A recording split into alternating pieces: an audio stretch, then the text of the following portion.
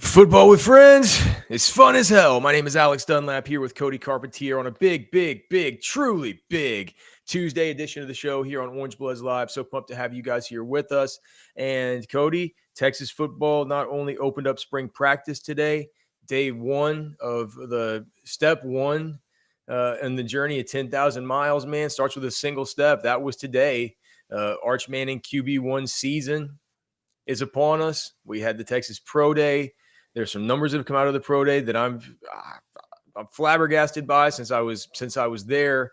I don't know, man. It's hard to even know where to start, man. There's a lot of updates coming out of the 40 acres on this big Tuesday edition of the show. The 40-yard dash, man. That's the pony of the pony of the pride of the pony, whatever you call it. I don't know if I believe in the old 4-2 flat, whatever the hell came out about this Jaden Blue thing. That's not what it was, but I got a thought about it because when it was announced on SEC Network, and for those that didn't track along, Alex had it on Orange Bloods, and he was a little bit slower than the TV. I was a lot slower. I think I had him at a 4.44. Well, the TV copy had him 4.25, 4.28, and that wasn't the TV copy like they have at the Combine where it's laser timed and it shows up on the screen. That was from, mind you, we had this conversation yesterday. Was it from Fozzie? It came from Fozzie Whitaker with a mic in his hand, who said, "I just talked to Jaden Blue, and he told me that he heard 4.25, 4.28." Okay, so I don't think it was. And just let me say, look, we'll get to all the practice updates in a minute, and we'll talk about all the pro day stuff. But what I said in the pro day thread was that I was like, I'll get all the verticals, I'll get all the benches, I'll get all the broads, I'll get all that stuff. When it comes to 40s, I don't know how I'm going to be set up. So I'll time them. I always do. I've generally gotten a good spot that's there next to where the scouts are. Today, Cody, they moved us back all the way back to the sideline. And so I had to be back at the sideline. And basically what I was having to do was look through where those scouts were and just kind of look between their feet and just time it to where I saw the foot passing or hitting the line of the 40. And it turned, I didn't, it was, I told people, I said, this is not going to be an exact thing, but it should give us an idea of sort of where guys are. Generally, the ones I've heard, I had Bond at a 4.40. He said he got a 4.35. That tracks perfectly, right? So I know that they weren't all that far off. And I didn't feel, being 0.2 of a second off almost. You're not 0.2 of a second off, even when you know that you flubbed. And I didn't feel like I flubbed. So if you flubbed, you wouldn't have reported it. Yeah, but there were probably 4 or 5 of it. Sadly for you, Cody, your boy Bill Norton, I flubbed both of his, so I can't tell you what your guy did. I know that if the 3-cone was any indication or any of the rest, I'm not sure he tested super explosively. But you're saying he was too fast. Yeah, probably. Anyway, so yeah, Jaden Blue reportedly a 4.25, 4.28. I think that we're probably gonna at least adjust up that 4.28 for our purposes. Or I don't know, man. I think he ran fast, and good for him. I'm not sure that was a true 4.25. Congrats to Isaiah Bond for getting his down to what he's going to now claim as a 4.35. Big up to Matthew Golden, who didn't drop a single pass from Quinn Ewers today. Just had a really, really good day as far as the receiving drills. I thought that Gavin Holmes was a guy who tested really well across all the different tests.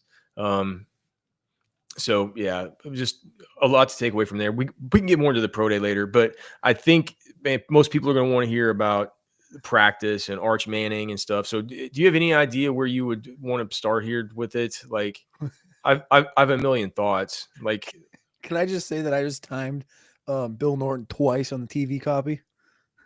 What did you get? Like a 5.4 or something? Yeah. Okay. Yeah. I thought I did it. I flubbed the first one and it was like 4.8, and I was like, that ain't right. I watched it back twice and I got 5.41, 5.40. That's depressing. Well, he had 25 bench reps anyway. I got a question about pro day. So before we get into practice, pro day, put a cap on it. Quinn. Yep. This is the last time you'll see him wearing burnt orange in that facility, throwing the football to a former Texas player. Wearing black. The last time I'll see him wearing black in that facility. Okay, fair. More so anything, it's his last thing as a Texas Longhorn, unless he plans on like walking in graduation or something. Which I don't even know if, well, it doesn't really matter. Point being, we've talked about the pro day for Quinn Ewers and what it means to his draft stock and processing through the pre-draft process. What was your thoughts of his throwing, and does it do anything to you in the NFL draft conversation? No, I thought that Quinn did fine. I think Quinn's a good quarterback. I think that he's going on to the NFL. I think Arch Manning's the quarterback now, and I think that's good for Texas. Well, I get that, but I'm saying I want to know like your thoughts on his actual throwing. Yeah,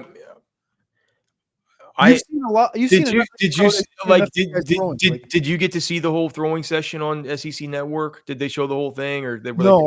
I didn't get. I was doing a 2.5-hour podcast with a guy, so I missed the whole damn thing. Who made you do 2.5 hours on a podcast? Was it Matt Kelly? Gosh, what cockamamie person is going to invite on a guest and keep him 2.5 hours? My God, Jax Falcone. He's another fantasy space guy. This year. I haven't done many guest spots at all for anybody. And he texted me for the first time. We were going to do it a couple of years ago, and I kind of didn't reply and missed it. And so I was like, I'll do it for you. And then it's 2.5 hours later. So anyway, I missed the whole pro day. Okay. Well, all right. So yeah, the thing about what I got pulled up here. You've seen a lot of pro days? It wasn't a perfect pro day. It wasn't perfect. Okay. If people think it was, it wasn't. There were some. Because I saw some tweets about it being perfect. Yeah, there were 3 deep balls. The last deep ball of the day, 2 of them to Isaiah Bond. That were bad, just really like ducks. The main throws that he had the issues with were, I mean, and it's telling. I was like, oh my gosh, Quinn's under center. I feel like I've never seen that before. You know what I mean? And he would roll out, and he'd have Juan Davis on the rollout, and he would throw, and it's a little bit more of a sidearm delivery than you would imagine. And I go, I don't think that's going to go well, and that throw didn't go well. And then the only other time whenever he was throwing on the move on one of these kind of designed boots out of from under center, it was another kind of errant throw. There was the deep ball to Isaiah Bond. There were 2 deep balls that were like wounded ducks, right? That were very un-Quinn-like. Now, there were dots, too. There was the dot that I tweeted out for the deep ball to Matthew Golden. There was one to Jaden Blue down the other sideline. There were some great throws. Quinn out there has very good command, very good presence. I thought he had a good pro day. He did not have a pro day to where these scouts left there saying, you know, my gosh, I wasn't in love with him before today. After today, that was flawless, and I'm in love. It's just nobody. I don't think anybody thought that. So it's not a needle mover. That's the thing. I don't think so. It wouldn't be for me. Well, I think my question in our conversation, we'll talk about this more on the Roster Watch show, but basically it's versus Dart, right? We've seen Dart a lot through this process, Senior Bowl and Combine, and you would need to see something to move the needle to get him into that Dart conversation would be the thought, and you obviously haven't seen enough. I based on that pro day, no. Okay. No, but I mean, but I'm not coming here saying Quinn Ewers had a bad pro day. I'm saying it just we've talked and we sit here and we talk about the Longhorns for an hour a day. And so we've surmised in the past, we're like, oh gosh, when we get into the combine season and when we get into pro day, those are the settings that Quinn really thrives in. I think that he's going to turn in his test scores of like A++, 100 on this part of the test. That's going to buoy some of the other parts of the test that people might have been worried about, right? And Cody, I'll tell you that, dude. Do you know how I felt about his pro day? This is probably the exact same way that you felt about his combine session. Good enough. Good. Right? Yeah, but not quite there. Not quite You know, But it's guys having to wait up and stop on their routes to catch deep balls and stuff. yeah. Now, some other dots, like go to my X page and look at the at Alex Dunlap NFL and look at the one to Matthew Golden, and Yeah. you'll see like there were some dots for sure, but it wasn't a total air show, not a total air show at all. As far as practice today, anything else from pro day? No No, Alfred that's it. I Collins. just basically the Quinn thing was the biggest thing. Boot. No Cam Williams. I talked to him. He said he's still rehabbing. He's not doing anything. Oh, I guess the other things to mention would be just um, there were probably more coaches than this and GMs and stuff than what I saw there. But Mike Vrabel was there, the head coach of the Patriots. Just seeing Big Cheddar Gibson saying that the Patriots just signed Stephon Diggs to a crazy 3-year, $69 million deal, $26 million guaranteed. Golly. That came from you again. I was so here. Listen, I was waiting to send that because I knew you were going to see the chat in the comments. So I was waiting for you to read it, and then I was going to send it to our group chat. How do I hide alerts? Just because Cody's going to be texting our friends during the show. I won't. Unless Aaron Rodgers signs, then I might. Okay. Weird deal for the Patriots. I thought even before the Stephon Diggs injury, he was looking like he'd lost a little bit of a step. Well, I mean, dude, 3 years, $69 million, $23 million per year coming off ACL going into age 32 season. Yeah, it's a bad sign. What am I missing here? It's got to have like a void year in it or something. People asking about Gunnar Helm in the chat. He did not run. He did run routes, but he did not run. He's gonna have to live with that 40. The good news for him with that 40 is that it was well established that he was doing it on a bum ankle or bum foot or whatever. He was still wearing a small brace at the pro day. He did run routes, looked good, looked like Gunnar Helm, but he did not run he did not run his 40. Alfred Collins did not do anything today. He was in a walking boot. I didn't talk to him about it, so I'm not really sure. Jade Barron didn't do much of anything, but he did jump in and do a 3-cone. He blasted his 3-cone, Cody. I had him at like a 6.88 or something like that. Oh boy. Yeah. Hell yeah. That's a good number. And let's see what else. Anything else? No real standouts on bench. Thought that Maurice Blackwell kind of had a good day. Yeah. How about the non combine guys? Was there anything? Yeah, I think Blackwell and Gavin Holmes would have been the standouts. Blackwell running somewhere in the 4.6 range and then jumping 39 inches.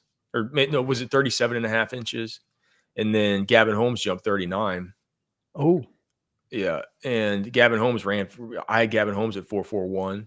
That's a great number for him. Yeah. So I think both those guys did really well. Those are draftable numbers. Yeah, those were the two guys that were the kind of, especially for Blackwell did the Brendan Schooler where he just walked around with the whole pro day just wearing no shirt because that like when you're a guy like D Ford did that years back, like these guys that have this ultra sculpted physique, like they need all the help that they can get if they're in like Mo Blackwell's spot. He didn't go to the combine, nothing like that. So they just take their shirt off so the scouts can all see how ripped they are. But he looked good, super athletic. The only other thing I think from the pro day, the coaches and the GMs. So we had Nick Caserio and D'Amico Ryans both there from the Texans. We had Mike Vrabel there from the Patriots. We had Brian Gutekunst, the GM from the Packers. And off the top of my head, man, those are the only ones I can think of, although I think that there might have been more. There were a ton of ex-players there. A.D. Mitchell was there. Jordan Whittington was there. Jatavion Sanders was there. Derek Johnson was there. Jamal Charles was there. Charles Omenihu was there. Who else? I mean, Fozzie Whitaker was there. Roderick Wright was there, but he was there in a coaching capacity. He coaches now for the Houston Texans. You know who we saw was there? Bo Davis. Bo Davis was there as a coach for the New Orleans Saints. That was weird. Getting to everybody getting. Oh, Byron Murphy was there. He was hanging out with Coach Bo. So yeah, a lot of the guys came back, and just like every pro day, man, always super good to see those guys coming back. You want to talk about practice? We talk about practice. Practice? You talking about practice? You want to go through the positions and just maybe go some of my takeaways? Yeah, I mean, I want to start at tight end. That's where I want to start. Okay. Jordan Washington comes in heavier than 250 pounds, and I don't hear hide no hair about Jordan Washington. I hear Spencer Shannon, and I start jumping up and down on my couch at about 10 o'clock this morning, 10:30 this morning. I started jumping up and down on my couch because we got another sleeper tight end coming through the bushes already.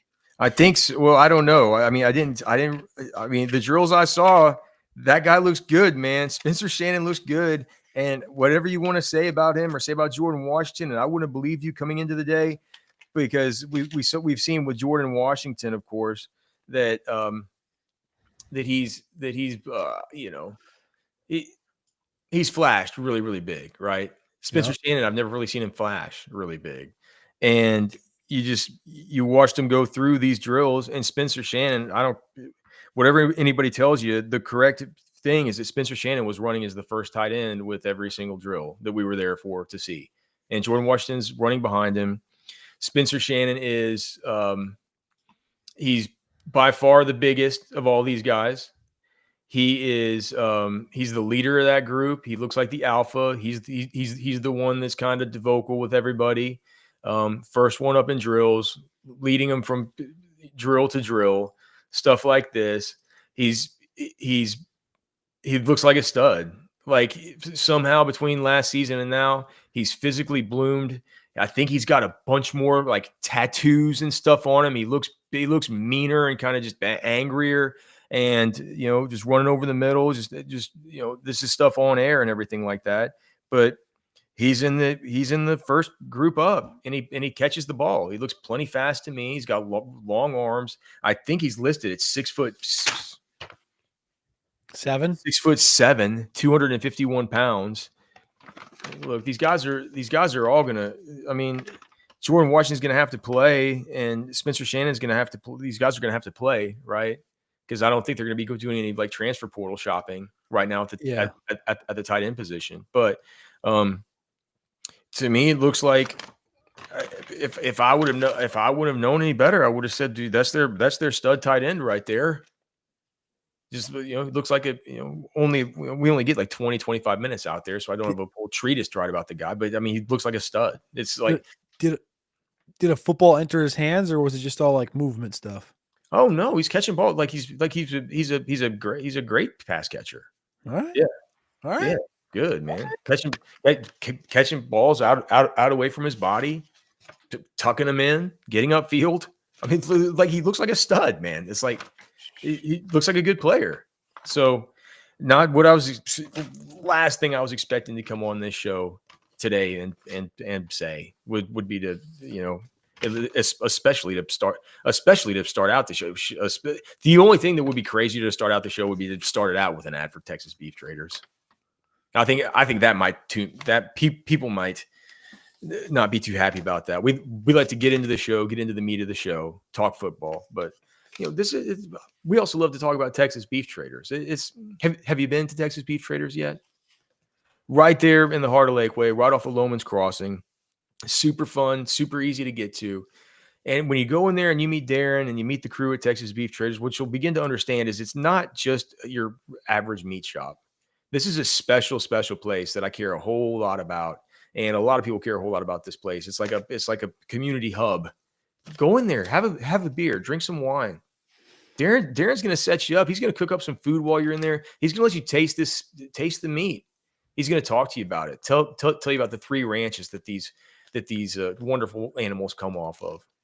and everything's done clean, man. Bovine nutritionists, no weird shots, no steroids, no injections, no vaccines, no mRNA, nothing, no vaccines, period. No antibiotics, none of this stuff. Just non-GMO feed whenever they supplement their feed, but these are grass-fed cows that aren't commingled with any others. You get 10% off at Texas Beef Traders whenever you go in there. And you can call up there. Go to TexasBeefTraders.com, get the phone number, call up Darren, say, Darren, want a couple steaks? I want some ground beef. Alex told me about it. He said you might be able to throw a box together for me. Give me 10% off and bring that thing to my house. He'll do it. Nobody does that. Nobody does in the grocery store whenever you do it like this. Texas beef and the meat you get from the grocery store is not local. It's not clean, and it's certainly not from the USA.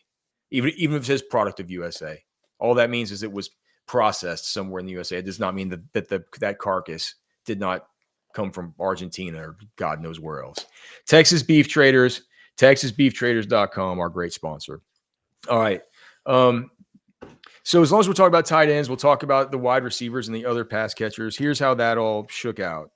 So with the first group, you have Ryan Wingo, Dalen McCutcheon at the slot, and then you have Parker Livingstone. And I'm just going to tell you guys that Parker Livingstone looks legit. He is big. He is fast. He has sticky hands. He's obviously got a connection with Arch Manning. You can almost tell that they're roommates. I mean, he knows where he's going. He knows to stick it right there on these deep balls at the back of the pylon. He knows just how to lead this guy. And trust me, he's not a guy who Arch Manning is worried about overthrowing. He is fast. So I know what a lot of people think, and it's like, hate to say it because it's kind of like, I don't want to sound racial or something like that, but if people think he's not any good because he's white or anything like that, like you need to reassess it. He's really good and really fast, and he's got really good hands, and I think it's gonna be really hard to take that job away from him. Now the other guys, so the way that the rest of these guys are lining up. First question before you get off of Parker. How big is he? 6'4"? 6'4", and I think he was listed at just under 200. Oh, so he was a little bit slight. Yeah. I mean, never said he's a tank. No, he's a slender young man. He's very, very fast. He's long legs, long slides, long strides, slender. But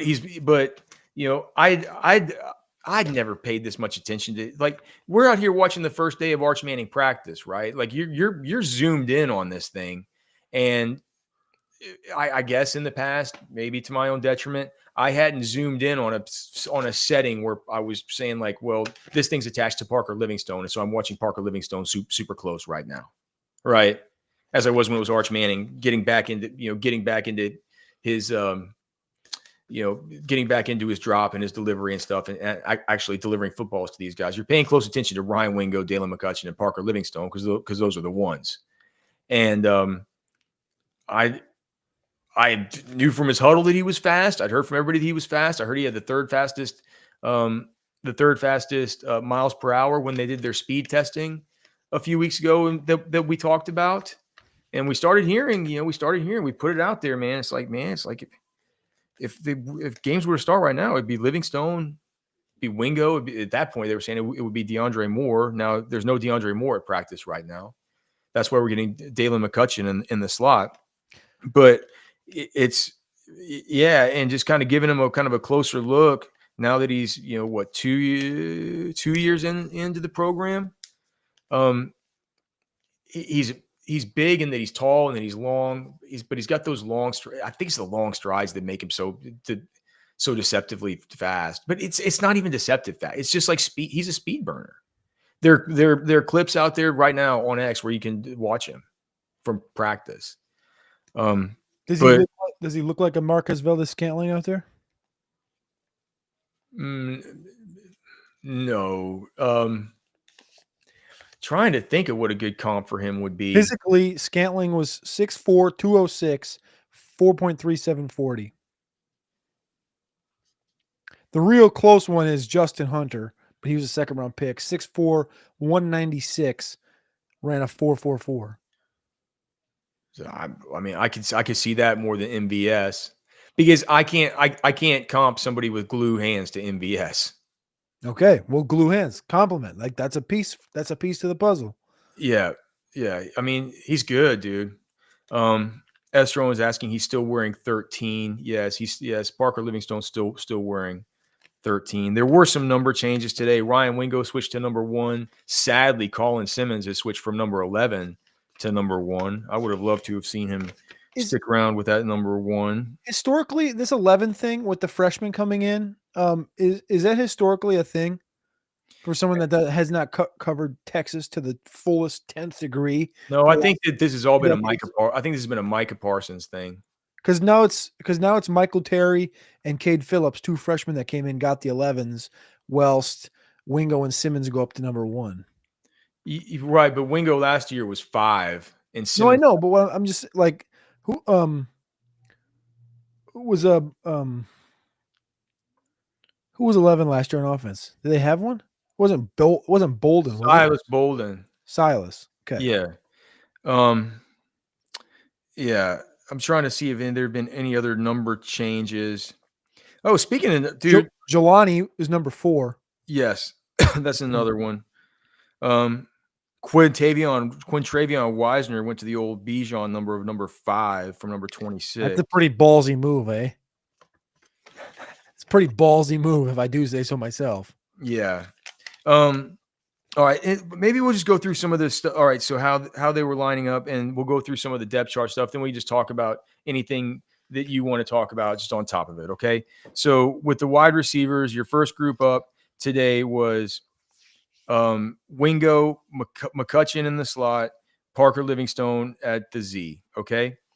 At the behind, but okay, so at the X behind Wingo, there was Jamie French, number 2, and who was this? Number 11, which we just said was Michael Terry.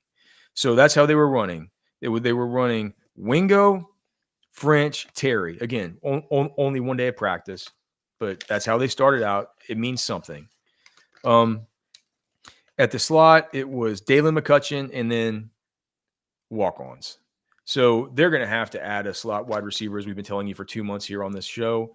They're going to add a slot wide receiver in the spring portal window. Behind Parker Livingstone, it goes Aaron Butler and then Khalil Lockett. There's a couple different body types. Butler was listed at 167, which is 2 pounds heavier than Worthy was at during the combine process. How did Butler look? Because Butler's been one that we've talked about here that I love. Is AB making a move or what?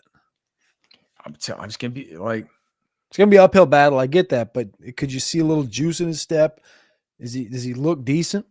Yeah, no, he looks good. I think the wide receivers look good. The only thing with these wide receivers today is that I've gotten used to these last couple of years watching Worthy and watching A.D. Mitchell and Witt and DeAndre Moore and Bond and Gold and all these guys, and they've gone on to be good.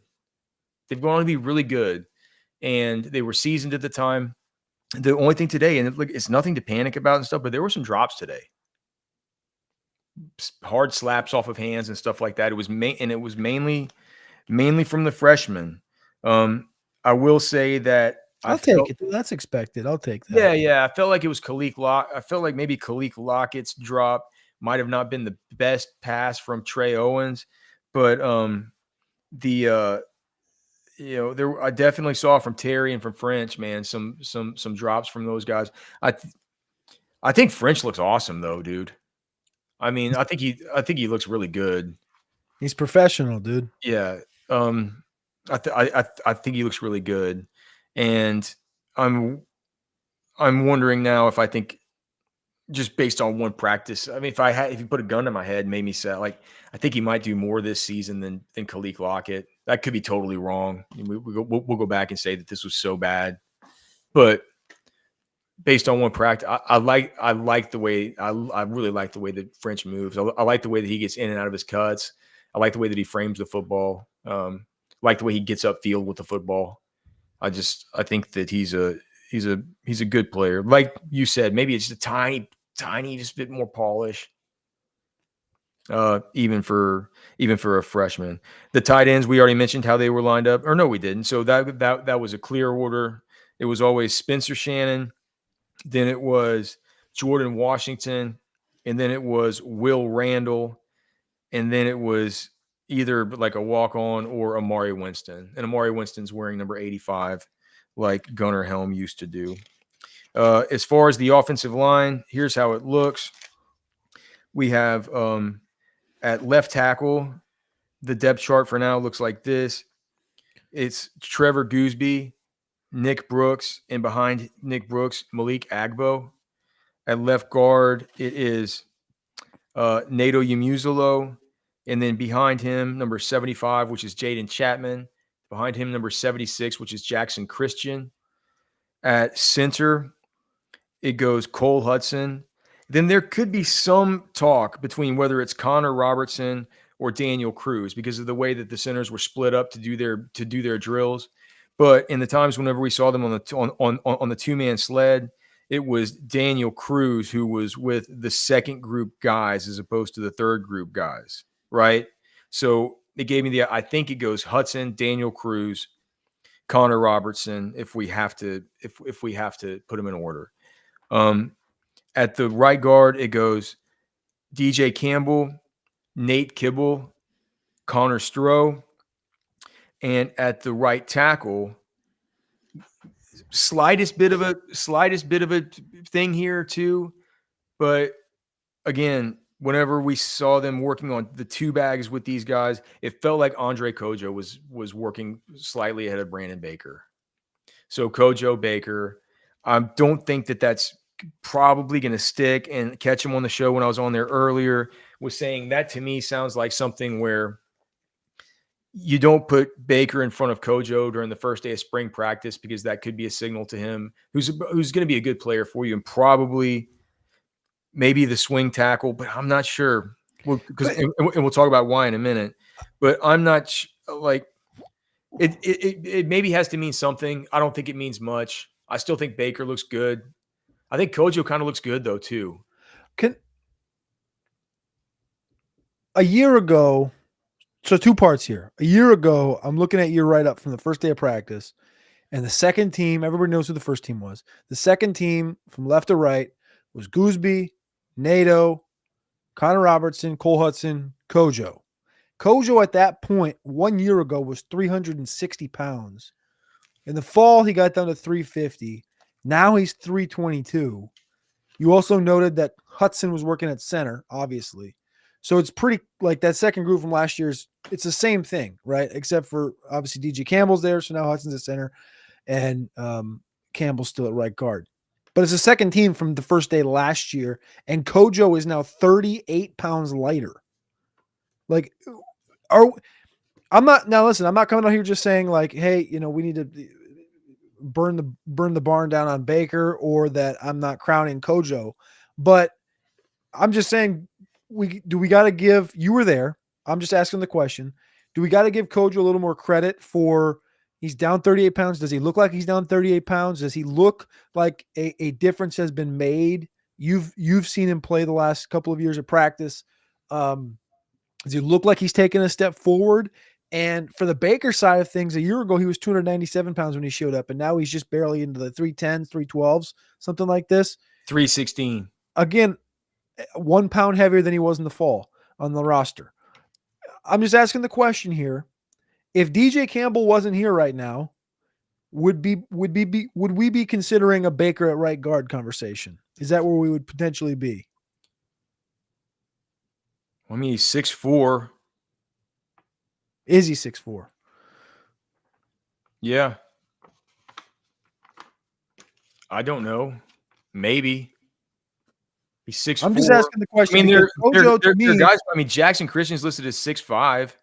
You know what I mean? Kojo to me is on the Connor Stroh's 6'7". He's playing guard.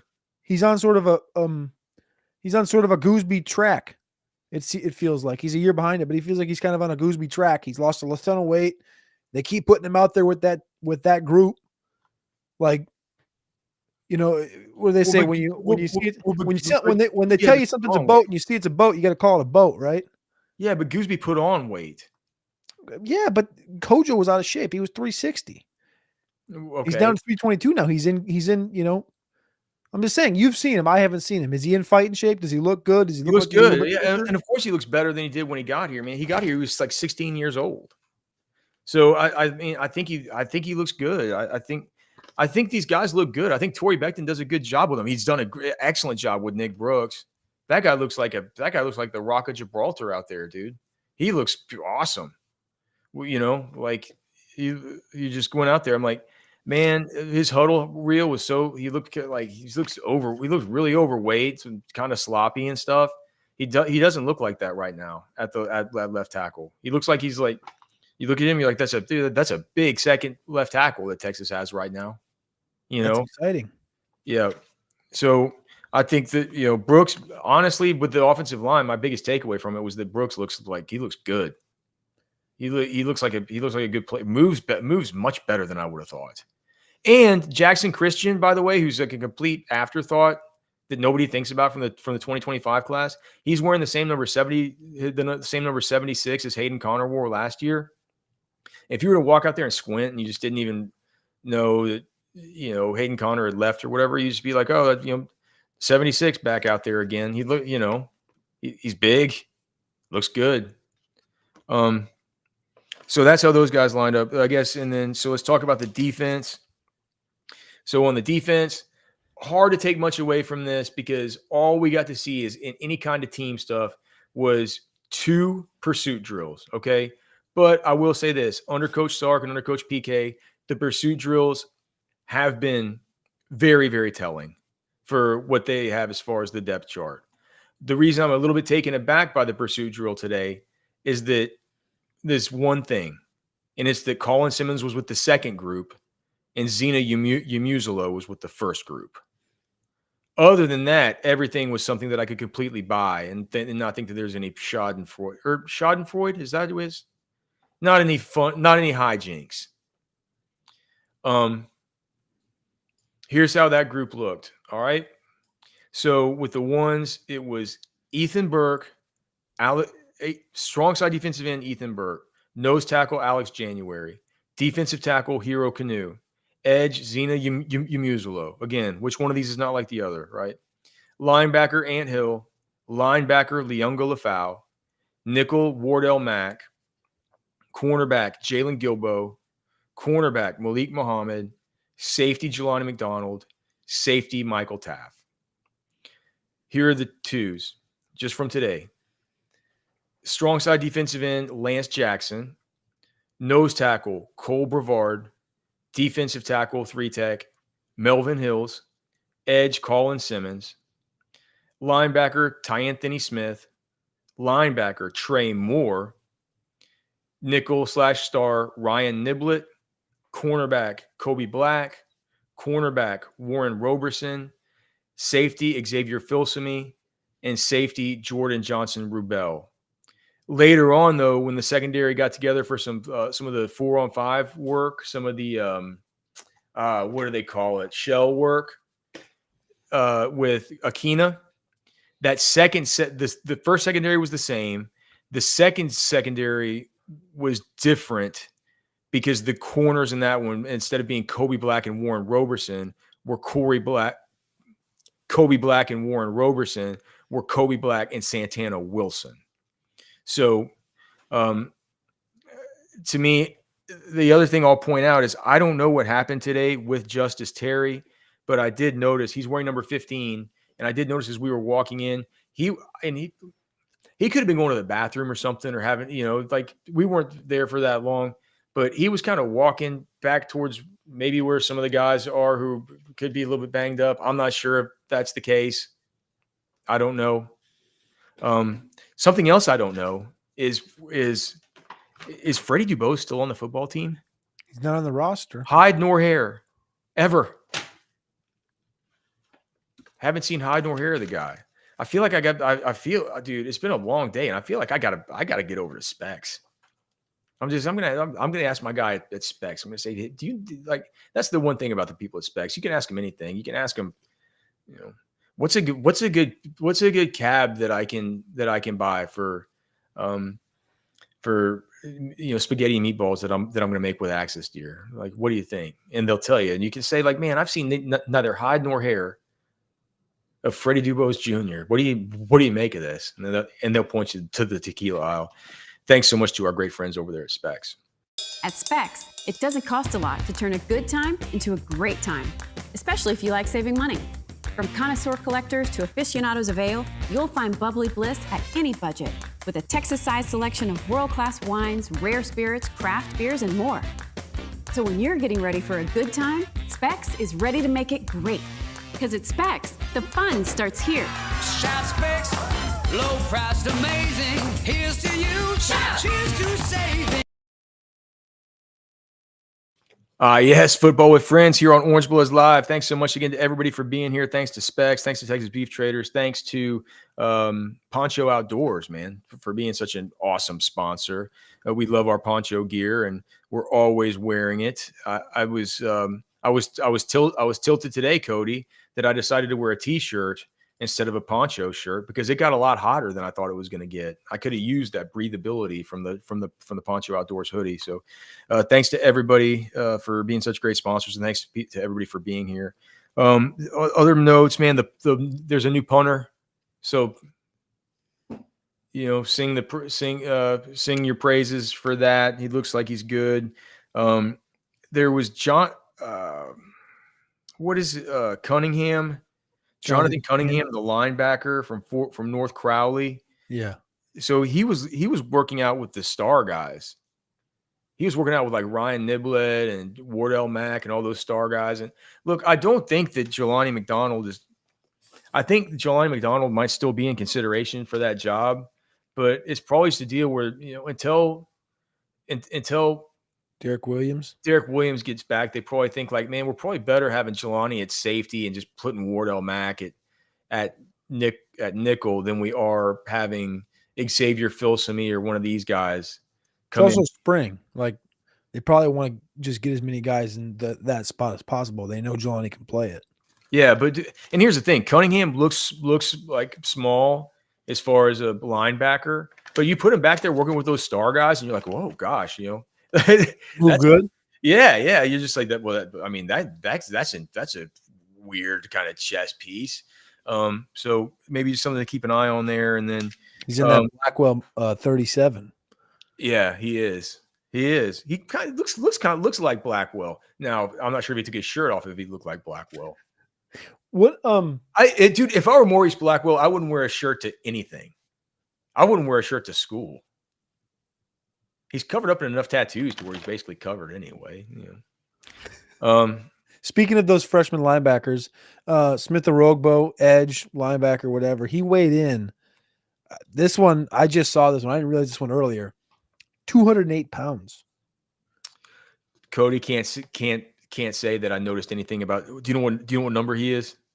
I just saw it. He is 46, same as Spencer Barnett. Okay. No, I can't, dude. I can't tell you that I watched any Smith Orogbo today. He was listed at 230 on his Rivals site coming in. He'll be one that I'll have to put they're gonna let us out there again on Thursday for a little while, and hopefully more than just Thursday. We need like 4 of these at least. But yeah, I don't like. Did you find anything interesting or wanted to go into any detail about anything along the? I thought it was weird to see Hero Canoe as the first, January, and Hero Canoe as the first defensive tackles up. An odd duo. Yeah. Yeah, I didn't expect that. Kind of the inverse of Tia Savea last year, from your note from last year on Tia Savea. He's a guy who looks a little smaller than others when they all stand together. You probably remember that after writing that, but kind of felt like the inverse now with Hero Canoe, where we kind of come in, especially after that dinner picture the other night, a couple weeks ago. We kind of expect Hero Canoe looks a little bit slight. So I'm happy to hear that he sounds like he fits in with the bunch and looks like a proper Power 5 defensive tackle. This is not field related, but jersey number related. I did think it was kind of goofy that Myron Charles has number 33 and Travis Shaw's 44. I think those are the two worst decisions probably that were Is made. Myron Charles not 93? Is he 33? 33 on the official roster, which is, I think that is the number one. This is a weird take, but that is the number one worst choice by whoever made the choice. That's like the worst choice of spring ball so far, was giving a defensive tackle, Myron Charles, a freshman, 33, just to go out there and. Maybe it's his lucky number. I for some reason I thought he was 93, but I guess that's Hero Canoe. I think that I think that Travis Shaw looks fine wearing number 44. I was kind of weird to see Melvin Hills kind of get in there before him. Melvin Hills, he wears number 55. See, that one feels more like the Kojo conference. You like Ketch brought up Kojo about like the portal and stuff. Like giving Melvin Hills some reps feels more so like a portal cover up than a Kojo does. Kojo, to me, I'm at the stage where I'm just saying, they told me it's a boat. It looks like a boat. I'm calling it a boat. Like they told me he's the right tackle. I see he's the right tackle. You're telling me he's the right tackle. He's the right tackle. Like, Right. that's where I'm at with that. Melvin Hills thing, though, that one spells a little more. That one smells a little more, I should say. We got so much more to get to, Cody, but you got a house that you got to go see, and you and your wife need to get into some new digs, and so we're not going to hold you from doing that. So we'll tell you that now. You can follow me on X at Alex Dunlap NFL. You can follow Cody at Cody Carpentier. You can watch the show here every night, 6 to 7 p.m. Getting out a little bit early tonight as Cody's got to get out and take care of some of the business. But we'll have continuing coverage of spring football over at orangebloods.com. Make sure and go get signed up over there. And then the 4 things we always ask: please like the show. It really, really helps. So if you can just click like, it would really help us. Click to subscribe to the channel. That really helps. If you dig the show, you like the Longhorns, or you do like SEC football, you like the draft, the NFL, any of that stuff, make sure and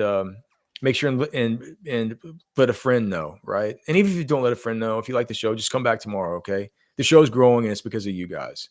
We can't thank you all enough. We have a ton more to get to, man. Spring football overload, right? We'll have more of it tomorrow, have some more recruiting tomorrow, and then be back at practice on Thursday, all right?